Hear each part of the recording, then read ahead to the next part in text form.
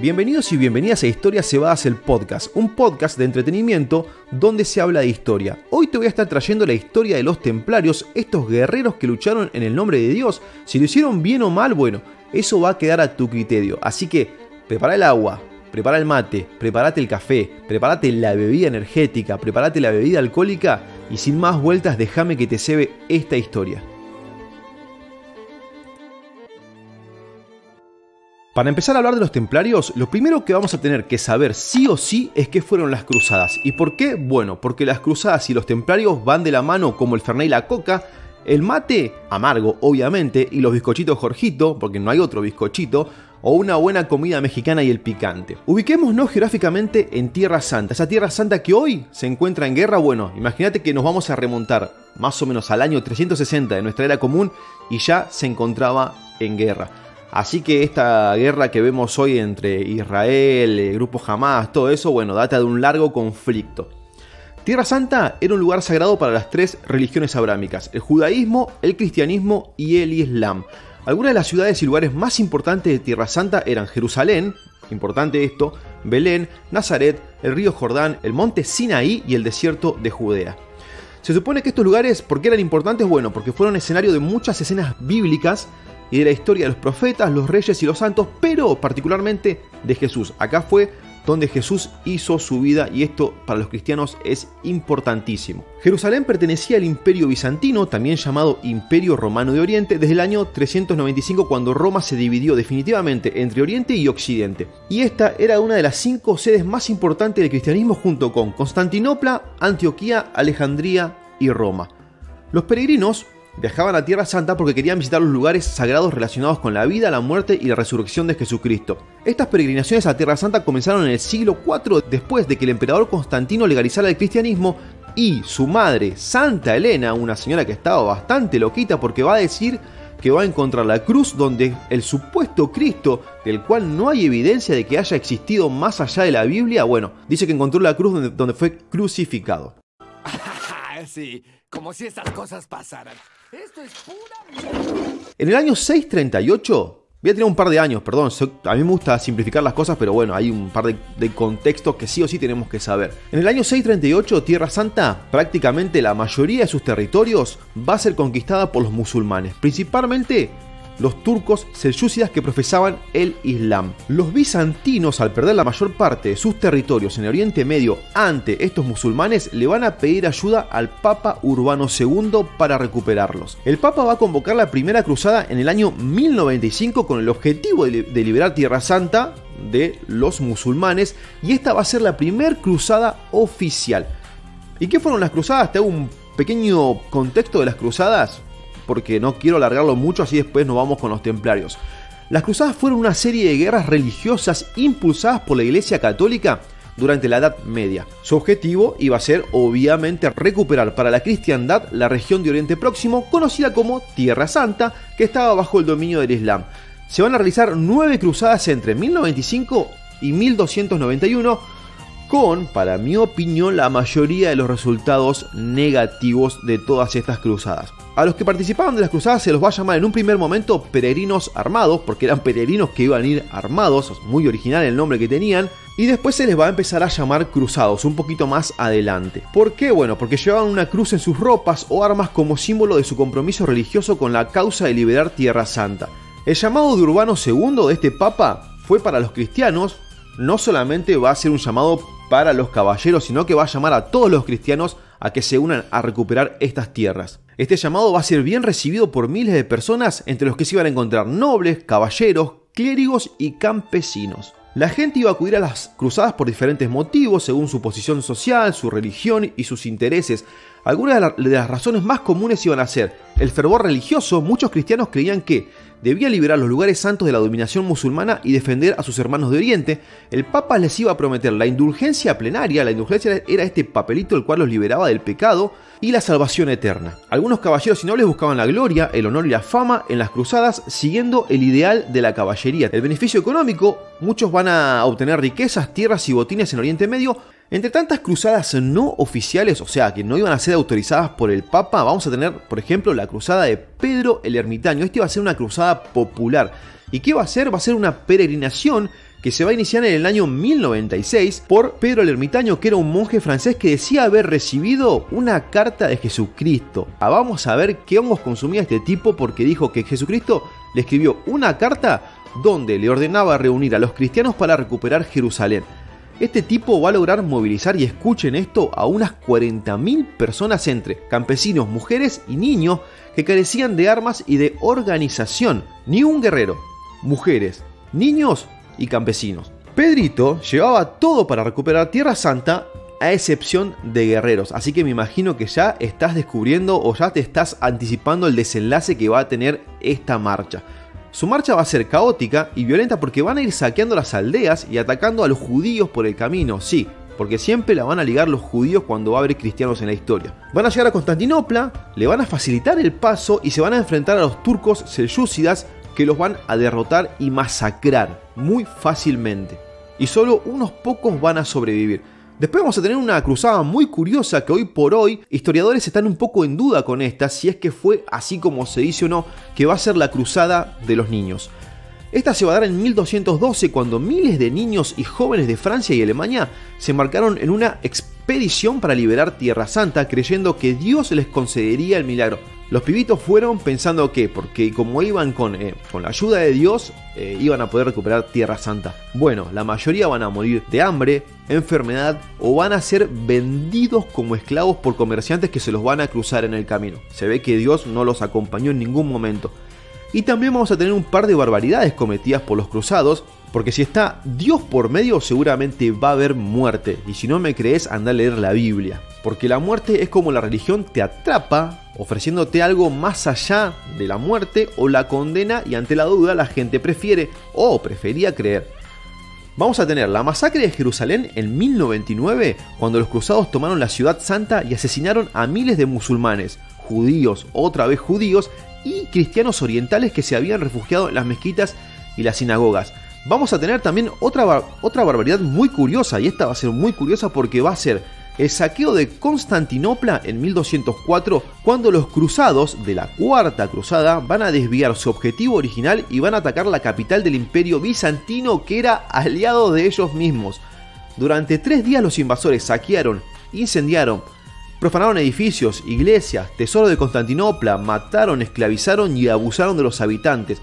Esto iba a ser bochornoso. ¿Por qué carajo hicieron esto? Bueno, anda a preguntarles. Y la gente, y acá te llevo a la primera cruzada, que va a ser la que va a desatar un montón de cosas. Esta va a ser una campaña militar de peregrinación armada y expansionismo colonial que se va a iniciar en el siglo XI para recuperar las tierras perdidas ante el avance musulmán. Va a ser convocada, como te dije, por el Papa Urbano II y va a contar con el apoyo de reyes y nobles europeos. ¿Qué va a ser lo importante de esta cruzada? Bueno, van a lograr conquistar Jerusalén y establecer varios reinos cristianos en Medio Oriente.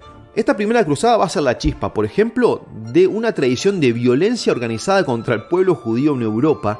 Si bien el antisemitismo había existido en Europa desde hacía siglos, la primera cruzada supuso el primer caso de violencia en masa y organizada contra las comunidades judías.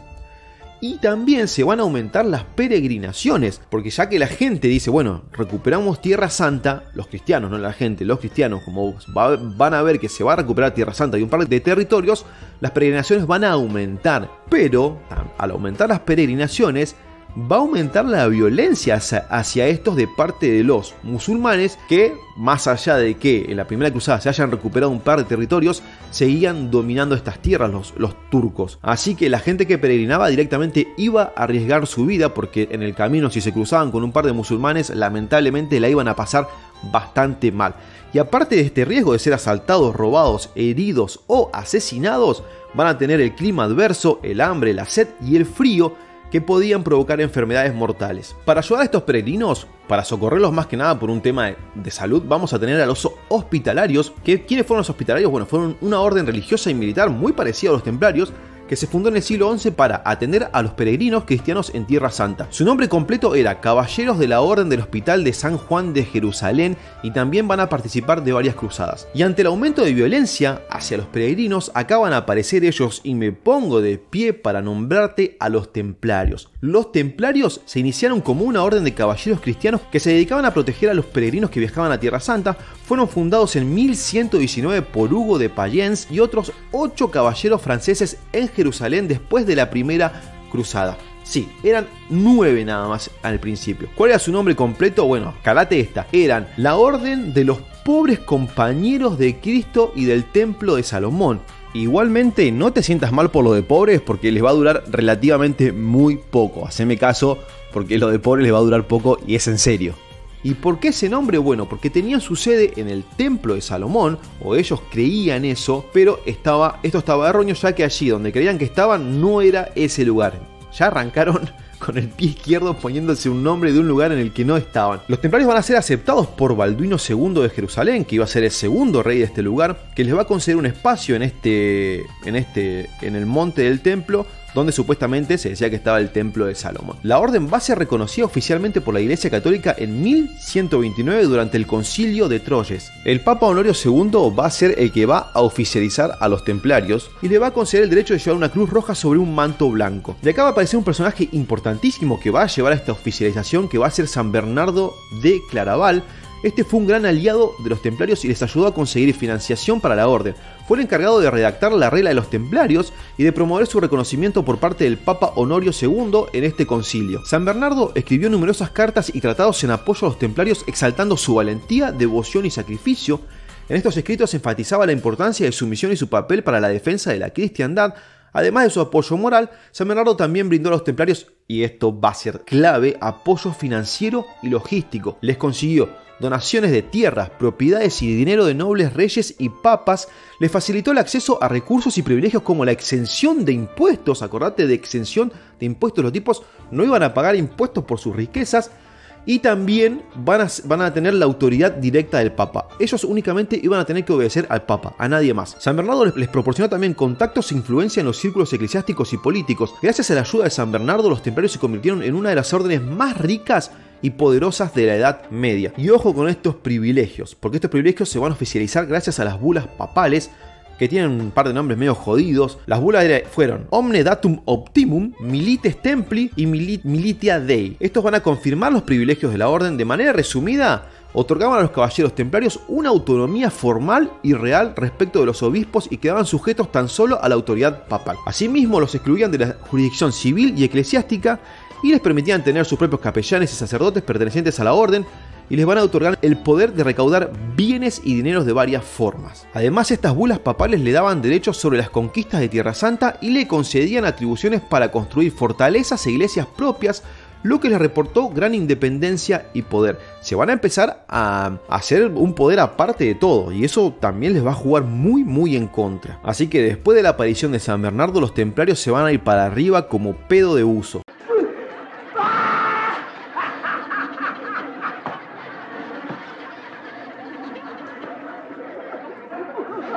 Por ejemplo, van a ser los primeros en crear un sistema bancario similar al que conocemos hoy en día. Ellos ofrecían servicios financieros como depósitos, préstamos, transferencias y cheques de viajes a los reyes, nobles y peregrinos que viajaban a Tierra Santa. Los peregrinos le iban a dejar sus pertenencias a los templarios para que se las cuiden, podían depositar su dinero y sus objetos de valor en una casa templaria en Europa y recibir un documento que les permitía retirarlos en otra casa templaria en Medio Oriente. Le iban a dar una especie de pagaré diciendo, bueno, vos me diste esto, en valor de riqueza lo podés retirar allá si es que llegás vivo. Si el peregrino moría, esas riquezas iban a quedar para los templarios, así que imagínate que mucha gente iba a morir en estas cruzadas, lo cual iba a llevar a que estos vayan acumulando varias riquezas. ¡Qué trucazo!, ¿no? Los templarios también iban a poder prestar dinero a los peregrinos a cambio de un interés o una garantía. Van a ser los primeros en aplicar intereses a sus operaciones, los templarios, lo que también le va a permitir ir aumentando sus riquezas y financiar sus actividades militares y religiosas. Y van a empezar también a recibir bastantes donaciones que la gente lo iba a hacer de muy buena gana por el prestigio que tenían estos tipos, ¿no? Así que iban a recibir posesiones como bienes inmuebles, parcelas, tierras, títulos, derechos, porcentajes en bienes e incluso pueblos y villas enteras. Muchos nobles iban a confiar en ellos también como guardianes de sus riquezas. Imagínate que todo lo que rodea a los templarios, más que guerras religiosas, iba a ser moneda, money. Van a estar rodeados de eso. Imagínense que si hubiese existido un Basilos medieval, en vez de yo solo quiero pegar en la radio, hubiese encantado, yo solo quiero ser un templario. Se acabó, me voy de aquí. También iban a vender un par de chucherías, no era que iban únicamente a este negocio de tierras, riquezas y eso, sino que también iban a tener una especie de llévate un recuerdito, porque iban a vender. Se supone que había una virgen que se le atribuía el milagro de exudar un líquido oleoso, y ellos supuestamente, digo supuestamente porque todo era supuesto, lo embotellaban en pequeños frascos y lo distribuían en Occidente. Qué pillos que eran. También comercializaban fragmentos de la cruz donde Jesucristo había sido crucificado. Y bueno, ¿y te acordás que te dije que tenían la exención de impuestos? Los templarios se iban a convertir en una especie de paraíso fiscal para la gente rica. Algunos nobles iban a aprovechar este privilegio y les iban a confiar su riqueza para evitar al fisco. Los templarios actuaban como depositarios y administradores de los bienes de los nobles y a cambio recibían una comisión o un interés. De esta forma los templarios aumentaban su patrimonio y su influencia, y los nobles se beneficiaban de su protección y su servicio financiero. Así que los nobles iban a evitar impuestos gracias a los templarios. Y todo este enriquecimiento les va a empezar a jugar en contra. Y más que nada esta exención de impuestos. ¿Por qué? Porque los reyes no van a empezar a recibir esas regalías por parte de la gente rica. Ni los reyes ni la iglesia. Y también iban a tener algo que se llamaban la encomienda, que iban a ser como fortalezas dentro de pueblos o ciudades que iban a ser territorio exclusivo de los templarios. Los templarios van a llegar a tener muchas propiedades en toda Europa. Imagínate que se dice que van a tener más de 9.000 propiedades entre castillos, comandancias, iglesias, granjas, molinos, hospitales y otros bienes. Estas propiedades se iban a distribuir por Francia, España, Portugal, Italia, Inglaterra, Alemania y otros países. Así que imagínate la cantidad de propiedades que tenían estos, la cantidad de tierras que poseían. El patrimonio de los templarios era el mayor en todos los reinos de Europa. Y acá van a empezar, como te vengo diciendo, a estar en el ojo de la tormenta. Y va a haber un punto en especial en el cual ellos van a empezar a sufrir esta persecución, y va a ser la defensa de San Juan de Acre. ¿Por qué? Mucha riqueza, pero las conquistas en Tierra Santa no le estaban yendo nada bien. De hecho, iban a ir perdiendo territorio, las cruzadas estaban siendo un fracaso. ¿Y qué es esta defensa de San Juan de Acre? Bueno, este fue el último episodio de las cruzadas en Tierra Santa. Acre era la última ciudad cristiana que quedaba en la región y estaba asediada por un enorme ejército musulmán. Los cruzados, entre ellos los templarios, resistieron durante casi 2 meses este asedio, pero no pudieron evitar la caída de la ciudad en 1291. Los pocos que sobrevivieron fueron capturados y ejecutados por los musulmanes. Y acá se va a terminar el sueño de recuperar Jerusalén y se va a cerrar el capítulo de las cruzadas. Y acá se va a dar una pregunta. Y ahora los templarios, ¿para qué sirven si su objetivo era recuperar Tierra Santa, defender a los peregrinos, defender los territorios de Tierra Santa, y ya no tenían un propósito aparte de enriquecerse? Y acá va a empezar una particular cruzada de Felipe IV de Francia contra los templarios, con una serie de falsas acusaciones. Atentos que Felipe le debía guita a los templarios. Esto va a ser un punto clave. Al Felipe, imagínate que le decían Felipe el Hermoso, se ve que era muy bonito. No sé, la verdad que eso queda a criterio tuyo. Persiguió a los judíos y los conversos, a quienes expulsó de Francia en 1306 y confiscó sus bienes. Tenía un problema de guita Felipe que era impresionante. También los sometió a impuestos excesivos y les prohibió ejercer ciertas actividades económicas. También persiguió a los banqueros italianos, especialmente los lombardos y los Bardi, a quienes debía grandes sumas de dinero por las guerras que había emprendido. Felipe los acusó de usura y les impuso multas y confiscaciones. También persiguió a los nobles y los clérigos, a quienes impuso tributos extraordinarios y les exigió préstamos forzosos. Así que imagínate que Felipe con el tema de la guita venía bastante mal, y bueno, ahora el objetivo iban a ser los templarios. Va a mandar a arrestar a los templarios de Francia en 1307, cuando va a emitir una orden para detener a todos los miembros de la orden en Francia y acusarlos de herejía. Felipe decía que los templarios practicaban un deplorable ritual que comenzaba con la negación de Cristo hasta en 3 ocasiones. A continuación debían escupir sobre su imagen, quitarse la ropa y permanecer desnudos ante un veterano de la orden mientras éste le daba 3 besos. Primero, debajo de la espina dorsal, segundo en el ombligo y finalmente en la boca. Esto lo decía todo Felipe IV. También decía que en este ritual los templarios se veían obligados a mantener relaciones sexuales con sus compañeros, esto significaba sodomía, y adorar a falsos ídolos, herejía que iba a ser el peor de los pecados para una orden que había nacido para proteger a los cristianos, y también decía que iban a despreciar la imagen de Jesucristo y practicar la magia negra. El rey afirmaba además que mientras más profundo investigaba, más cochinada se encontraba. Y estos iban a empezar a ser sometidos a crueles interrogatorios en los cuales iban a empezar a ser torturados de una manera muy heavy y en la cual muchos iban a morir. Por ejemplo, se les iba a aplicar las torturas, te las voy a nombrar porque esto les gusta a ustedes morbosos. Iban a aplicarle el potro, que era una máquina que estiraba a los miembros del torturado hasta descoyuntarlos o romperlos completamente. Se les iba a desgarrar todas las partes del cuerpo, los brazos y las piernas. El tormento del agua, que era una técnica que consistía en introducir un paño en la boca del torturado y verter agua sobre él, provocando la sensación de ahogo y asfixia. La rueda, un instrumento que giraba sobre el cuerpo del torturado, aplastando sus huesos y órganos con barras de hierro o clavos. Las barras de hierro candentes, y no candentes porque eran barras sexys, sino candentes porque estaban calientes.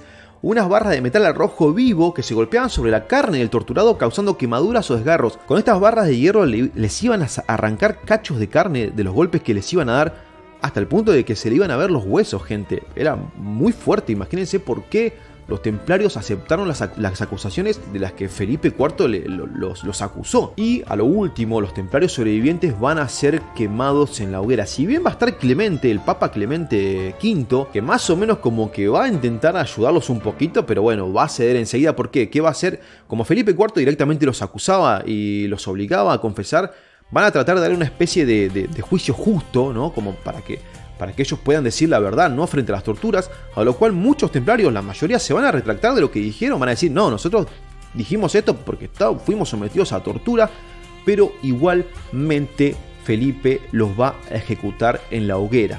Así, Clemente V, que era el que tenía el poder para parar con esta locura, fue muy tibio y directamente dejó a los templarios en manos de Felipe y que los ejecuten.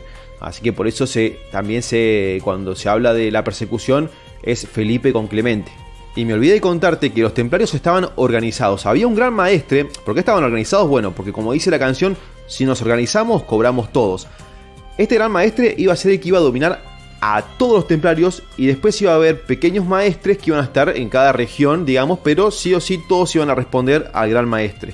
Y acá va a morir el último gran maestre, Jacques de Molay, que va a morir en 1314. Se supone que este Jacques de Molay les va a tirar una maldición, va a decir un par de palabras antes de morir cuando estaba siendo quemado en la hoguera contra Felipe y contra Clemente, a lo cual Felipe y Clemente van a morir el año próximo, pero bueno, esto ya es más una conspiración que otra cosa. Y se va a emitir una última bula, que tanto como los benefició, también los va a perjudicar, que se va a llamar Vox Clamantis, y va a ser emitida por este Papa Clemente V, en marzo de 1312. Esta bula va a declarar la disolución de la orden sin condenarla y transfiriendo sus bienes a los hospitalarios. Se supone que Felipe IV los ejecutó, los persiguió, los ejecutó, los mató en la hoguera para obtener sus riquezas, cosa que no se va a dar porque estas riquezas van a pasar en manos de los hospitalarios. Y si buscás fuentes, la gente que pide fuentes, el jueves 25 de octubre de 2007, los responsables del archivo del Vaticano publicaron el documento Processus contra Templarios, que va a recopilar un par de documentos donde se van a exponer todas estas cosas en conmemoración del 700 aniversario del inicio de la persecución contra la orden. Igualmente, esta persecución y matanza de los templarios se dio únicamente en Francia.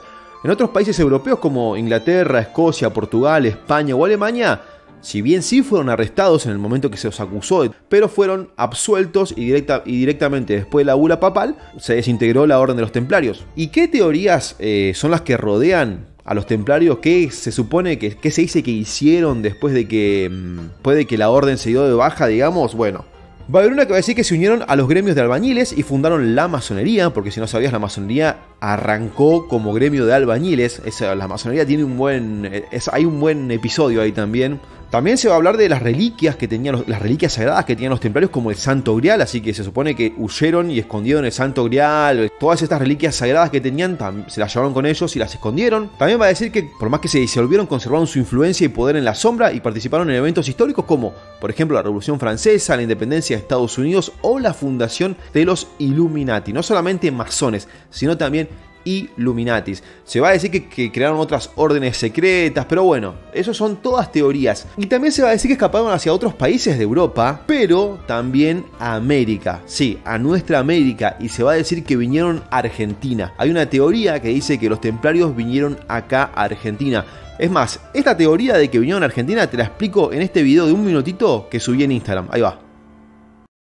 ¿Sabías que hay una teoría que ubica a los templarios acá en Argentina? Cuando las cosas se pusieron feas para los templarios, especialmente en Francia, y el rey Felipe IV los empezó a cazar, torturar y ejecutar con el solo fin de quitarles sus riquezas, algunos pudieron escapar hacia otros países de Europa y, curiosamente, a Argentina. Esta teoría se basa a partir de una bitácora escrita por un capitán de barco templario, en el cual relata su viaje de 52 días. En su libro va a escribir que llega a un lugar nuevo que los teóricos, siguiendo sus descripciones, dicen que es Argentina, pero especialmente escribió que va a atracar en una costa desconocida de noche y al otro día el barco va a estar varado en seco. Estas diferencias de mareas que toma por sorpresa al capitán se da en un lugar. ¿Y cuál es este lugar? Las Grutas Río Negro. Y específicamente dicen que este capitán llegó a unos 50 kilómetros del balneario de las Grutas, un lugar que se llama Fuerte Argentino. En este lugar se descubrieron objetos pertenecientes a naufragios, pero también una curiosa piedra con una cruz templaria que se podría haber utilizado para fundición. También los teóricos dicen que como Cristóbal Colón sabía de la existencia de los templarios, pintó las cruces rojas en sus carabelas para no ser atacado cuando atraque. ¿Y vos qué opinás? ¿Son puro palabrerío o podría haber sucedido? Si vinieron a Argentina o no vinieron, eso queda en vos. Son todas teorías conspirativas que si te la querés creer, te la crees. Y si no, bueno, está bueno igual como para alimentar este halo de misterio que cubre a los templarios hasta hoy en día. Así que bueno, eso fue todo lo que tenía para contarte de los templarios. Espero que te haya gustado el episodio. Lo hice cortito, resumido como yo hago las cosas. No sé si bien explicado o mal explicado porque nunca nadie me lo comenta. Si, che, qué bien comentado que está ni nada. Así que bueno, ojalá que tengamos más comentarios en este episodio. Copate, suscribite, deja un like, que es una manera también de contribuir con el canal. Y en el próximo episodio vamos a dejar un poquito esta Europa medieval y nos vamos a venir hacia estos territorios de América. Exactamente, bueno, la colonización europea en América. Es un tema sensible, es un tema que genera mucha controversia, despierta pasiones, ¿sí? Porque vamos a tocar más que nada la violencia con la que se actúa en estos territorios. Así que nos estamos viendo en el próximo Historias Cebadas. Hasta luego.